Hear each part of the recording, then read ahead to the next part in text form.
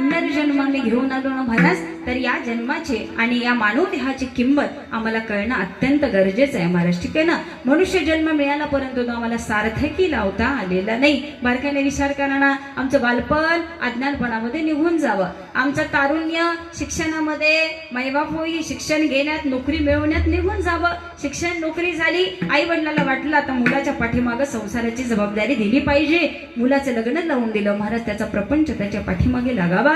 निम्म तारुण्य हे मैबाप प्रपंचात निघून गेलं. बघता बघता आमचा वृद्धापकाळ जवळ आला. का? कारण हे पिढ्याने पिढ्या चालत आले महाराज. ठीक आहे ना. आज्याने जे केलं, पंजाने जे केलं तेच पुढे नातू करत आला. परंतु मायबाप बघता बघता सगळ्यांनी तेच केलं, परंतु इथं कोणीच नाही राहिला. शेवटी जायचं ते जाणार महाराज. का?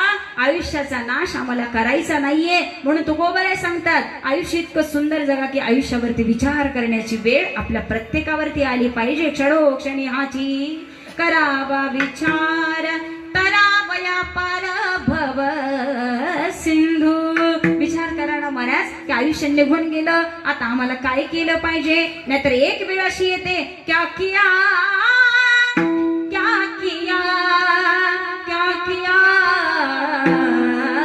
रे, क्या किया क्या किया क्या किया रे. जिसे पाना था उसको ये खो दिया, जिसे पाना था उसको ये खो दिया, जिसे पाना था उसको ये खो दिया, जिसे पाना था